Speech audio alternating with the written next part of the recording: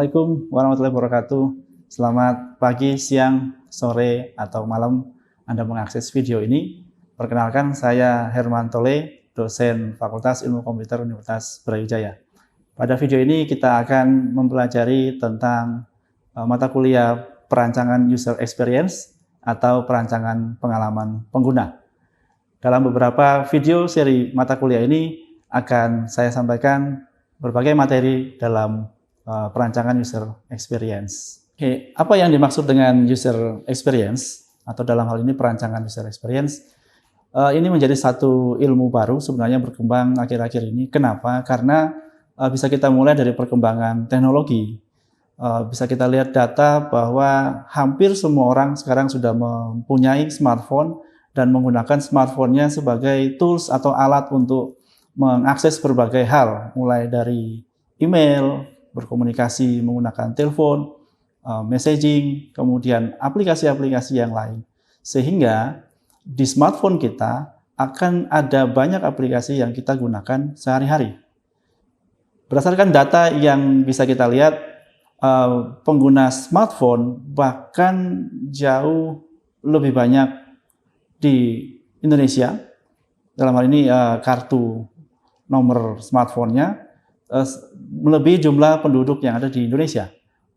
Kalau kita lihat data di seluruh dunia, data aplikasi di Play Store ada 2,5 juta aplikasi dan di Apple App Store ada lebih dari 1,8 juta aplikasi yang ada di seluruh dunia. Artinya banyak sekali aplikasi yang ada di Play Store maupun App Store yang bisa kita gunakan.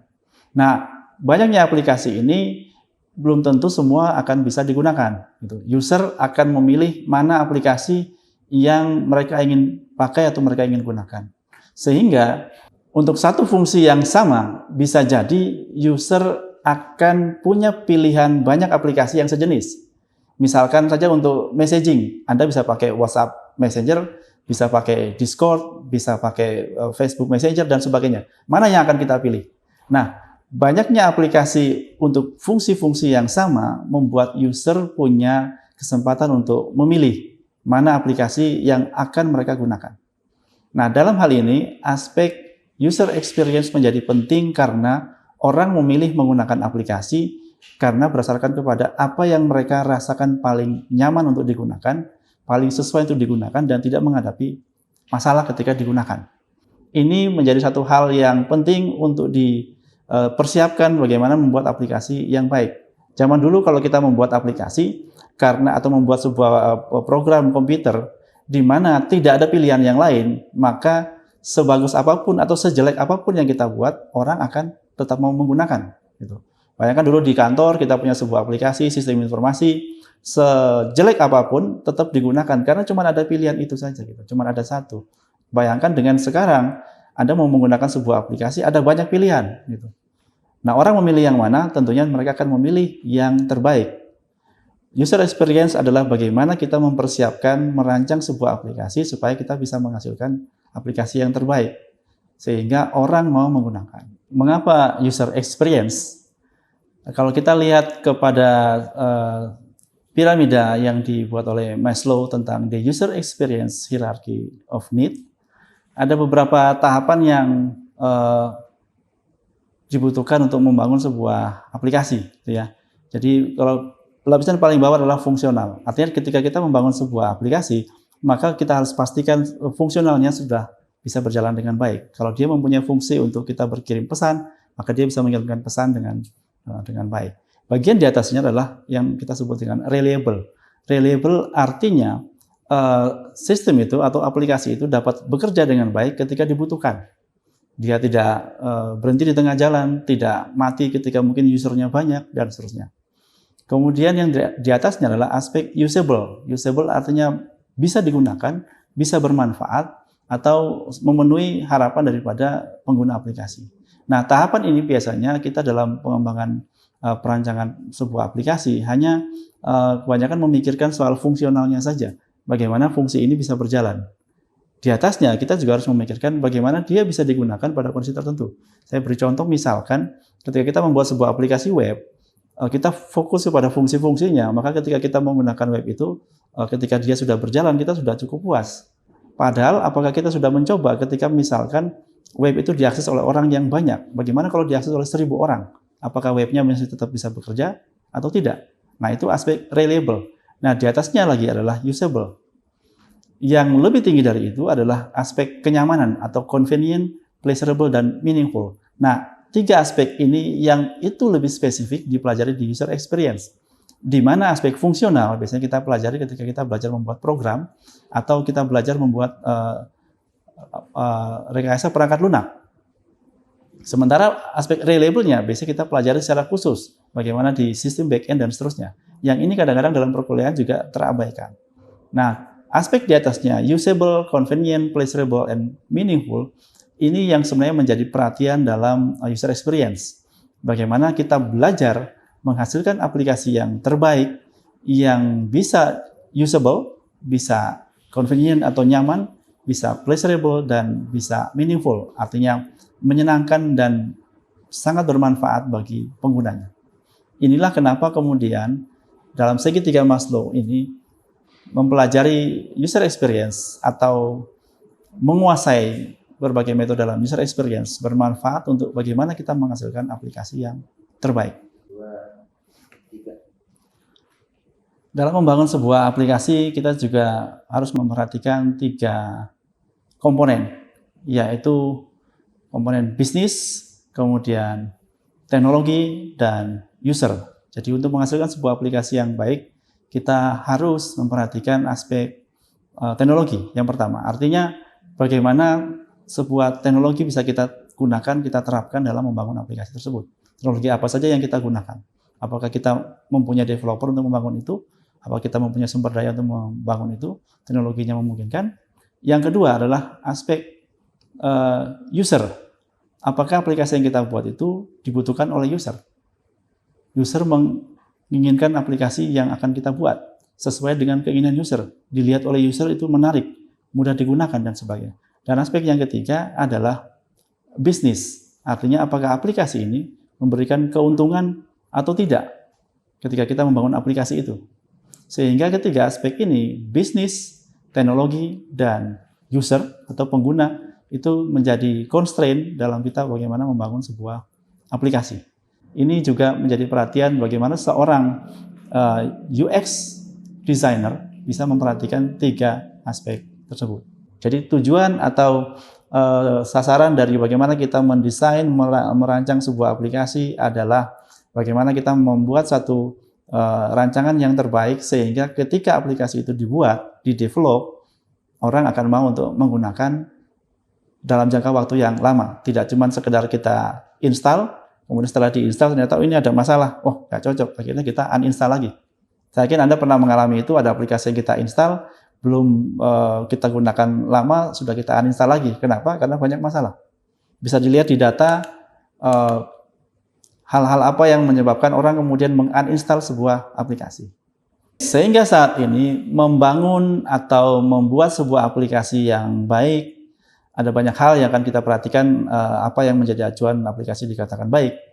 Tetapi ini kemudian memunculkan satu bidang baru, yaitu bidang perancangan user experience, dan juga memunculkan satu profesi baru. Mungkin bukan satu ya, banyak profesi baru yang terkait dengan bagaimana kita mendesain atau merancang aplikasi. Sekarang mungkin kalau kalian searching di internet, muncul lowongan mencari misalkan UX designer, mencari UI designer, mencari UX researcher, ada lowongan untuk front-end developer, ada lowongan untuk product manager, dan seterusnya. Yang ini sebenarnya areanya mirip-mirip, atau areanya sama untuk bagaimana membangun sebuah aplikasi yang baik, tetapi dengan bidang kerja yang berbeda. Nanti akan kita lihat profesi-profesi apa saja yang ada dalam terkait dengan bidang UX, perancangan UX ini. Apa bedanya user interface dan user experience? Banyak orang menganggap bahwa user experience atau UX itu sama dengan UI atau user interface. Ini tidaklah sama. UX itu konteksnya lebih luas daripada sekedar user interface. Bisa kita katakan user interface itu bagian daripada user experience, di mana menghasilkan sebuah aplikasi yang bagus, salah satunya adalah bagaimana kita membuat tampilan interaksi yang bagus dari aplikasi yang kita buat. Sehingga user interface sendiri atau tampilan dari aplikasi yang kita buat itu merupakan bagian dari satu perancangan user experience. Sehingga UX lebih luas daripada user interface. Untuk menghasilkan sebuah aplikasi yang bagus, ada banyak hal yang harus kita siapkan, termasuk salah satunya adalah user interface. Selain itu, UX dan UI juga bisa kita bedakan dengan menggunakan informasi seperti ini. Bahwa apa yang dilakukan oleh user experience itu jauh lebih banyak daripada yang dilakukan oleh sekedar membuat user interface. Anda bisa lihat UX meliputi field research, face-to-face interviewing, creation of user testing, dan seterusnya. Jadi mulai dari penggalian kebutuhan sampai kemudian mendefinisikan apa yang harus dibuat, membuat perancangannya, membuat prototyping, sampai melakukan pengujian. Jadi UX is not UI. Dalam membangun sebuah perangkat lunak atau sebuah aplikasi, kita bisa menganalogikan dengan bagaimana seorang arsitek itu merancang sebuah desain bangunan atau gedung. Di dalam UX, peran-peran pengembangan perangkat lunak dengan pendekatan UX, seorang UX researcher bisa kita analogikan dengan seorang surveyor. Sementara seorang interaction designer bisa kita analogikan dengan seorang arsitek. Kemudian information architect membangun information arsitektur daripada sebuah aplikasi bisa kita analogikan dengan seorang pendesain atau move planner atau close organizer. Kemudian interior designer dari seorang arsitek itu kita analogikan dengan UI designernya. Jadi user interface designer itu sama kira-kira dengan seorang interior designer. Kemudian seorang front-end developer itu adalah bagaimana seorang tukang yang mengerjakan temboknya, mengerjakan hal-hal visual lainnya. Dan back-end developer adalah orang yang mengerjakan bagian dalam dari sebuah bangunan, listriknya, kemudian pipa, dan sebagainya. Nah, ini bisa kita lihat bahwa dalam membangun sebuah rumah, bangunan, itu ada beberapa peran yang berbeda. Mulai dari bagian dalam, kemudian bagian luarnya, kemudian ada desain interiornya, ada merancang strukturnya dan sebagainya. Ini juga sama dengan kita bagaimana kita membuat sebuah aplikasi, di mana ada peran-peran yang berbeda. Kalau dulu mungkin satu orang saja sebagai developer mengerjakan semuanya. Saat ini, di era saat ini di mana aplikasi itu menjadi, kita harus bersaing dengan aplikasi yang lain, maka bagaimana kita harus bisa membuat aplikasi yang terbaik. Tentunya dengan kemudian kita melibatkan lebih banyak orang dengan peran-peran yang berbeda, seperti bagaimana kita menganalogikan dengan arsitektur membangun sebuah bangunan. Pada slide ini Anda bisa lihat bagaimana peran-peran yang ada dalam UX tim ini, apa saja yang dia lakukan. Kita lihat misalkan UX researcher, dia melakukan field study, melakukan observasi, melakukan interview, dan seterusnya. Kemudian seorang interaction designer, dia membuat desain interaksinya, membuat wireframe, prototype, dan seterusnya. Kemudian seorang information arsitektur membuat content inventory, menyusun arsitektur daripada informasi yang akan ditampilkan, dan seterusnya. Kemudian seorang UI designer membuat desainnya, menggunakan warna, kemudian layout, dan sebagainya. Kemudian front-end developer ini yang mengimplementasi dalam bentuk produk. Jadi mungkin HTML developer dan sebagainya. Dan back-end developer yang menangani bagian belakang daripada sistem. Jadi bisa dilihat peran-peran yang berbeda ini melakukan hal yang berbeda, yang bisa jadi mungkin selama perkuliahan kita akan mempelajari hampir semua bagian itu, yang kemudian kita pahami kapan itu digunakan atau pada profesi atau peran apa itu digunakan. Oke, dari ilustrasi yang ini bisa dilihat bahwa bagian dari user experience itu adalah kelima peran yang seperti ini, di mana back-end developer itu bukan bagian dari UX team. Kemudian yang bagian UI atau user interface sendiri hanya dua bagian, yaitu UI designer dan front-end developer. Di mana sisanya adalah merupakan scope dari UX secara keseluruhan. Dalam user experience, ada beberapa hal yang akan kita pelajari secara khusus. Mungkin ada 4 yang bisa kita perdalam dalam materi kuliah ini. Pertama, kita mempelajari metode-metode apa saja yang akan digunakan dalam membangun sebuah UX dari sebuah aplikasi. Kita menyebutnya sebagai UX approach atau metode-metode perancangan user experience. Yang kedua, kita akan mendalami bagaimana melakukan user research. Bagaimana kita menggali kebutuhan, mencari informasi sebanyak mungkin, apa kebutuhan user, dan apa yang diharapkan oleh user untuk menghasilkan sebuah aplikasi yang bagus. Itu kita menyebutnya user research. Bagian berikutnya adalah kita membuat perancangan atau desain aplikasinya dalam bentuk desain solusi. Ada berbagai metode akan kita pelajari bagaimana membuat desain yang bagus. Dan yang terakhir adalah bagaimana kita melakukan evaluasi atau design evaluation. Bagaimana melakukan evaluasi dari desain yang sudah kita buat. Nah, 4 hal ini yang akan kita pelajari lebih dalam perkuliahan ini, yaitu UX approach, kemudian user research, kemudian design solution, dan evaluation of design. 4 materi itu yang akan kita bahas dalam pertemuan-pertemuan perkuliahan kita selanjutnya. Untuk menghasilkan mahasiswa atau peserta kuliah yang bisa mendapatkan hasil yang terbaik dari perkuliahan ini, maka ada beberapa aktivitas yang akan kita lakukan bersama-sama untuk bisa saya menjamin atau memberikan berbagai aktivitas untuk menjamin Anda bisa mendapatkan hasil yang terbaik.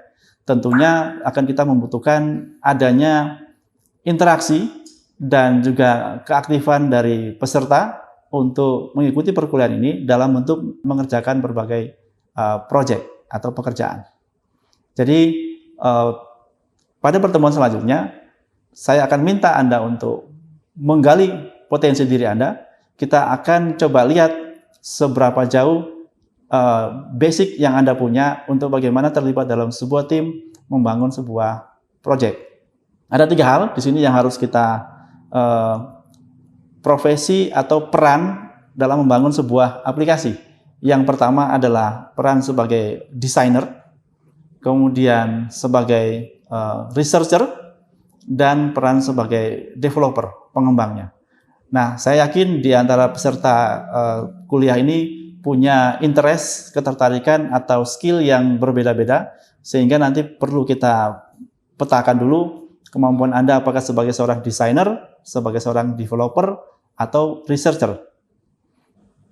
Dari hasil pemetaan itu kemudian akan kita bentuk kelompok, yang kemudian kelompok ini akan coba kita beri kasus untuk mulai melakukan proses tahapan-tahapan pengembangan aplikasi. Dalam hal ini perancangan UX dari sebuah aplikasi, dimulai dari tahapan penggalian kebutuhan, sampai kepada nanti membuat prototipe daripada aplikasi. Oke, hal lain yang perlu kalian lakukan nanti dalam perkuliahan ini adalah mempublikasikan hasilnya dalam bentuk prototipe aplikasi serta mempublikasikan di website. Semua nanti akan kami sediakan sumber dayanya supaya bisa memberikan hasil yang terbaik. Baik, terkait dengan materi yang akan kita pelajari, yang pertama terkait dengan UX approach atau metode-metode dalam perancangan user experience.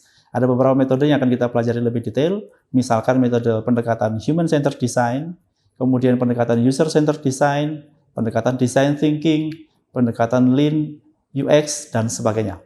Kemudian untuk materi user research, kita akan belajar bagaimana menggali kebutuhan, bagaimana melakukan interview kepada user, kemudian kita membangun persona, kita membuat user flow, membuat experience map, use case, dan sebagainya.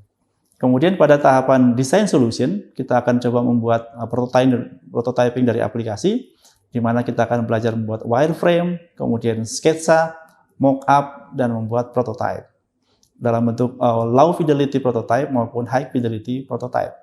Untuk tahap evaluasi, kita akan belajar tentang usability evaluation dengan metode-metode kuantitatif atau kualitatif, dan juga metode heuristic evaluation.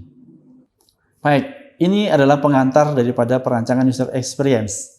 Pada pertemuan-pertemuan berikutnya akan kita bahas lebih detail tentang hal-hal yang sudah saya sampaikan tadi untuk memperdalam pengetahuan Anda sebagai peserta perkuliahan ini, yang nantinya tidak cuma sekedar paham soal konsep, paham soal teori saja, tetapi akan kita coba lakukan bersama-sama, kita berkelompok, bekerja bersama-sama dengan peran yang coba kita bagi masing-masing untuk mengerjakan sebuah proyek dengan harapan pengetahuan yang kita pelajari bisa kita coba implementasikan langsung dalam proyek-proyek yang kita kerjakan. Baik, mungkin cukup untuk minggu ini. Kita teruskan di pertemuan selanjutnya. Terima kasih. Assalamualaikum warahmatullahi wabarakatuh.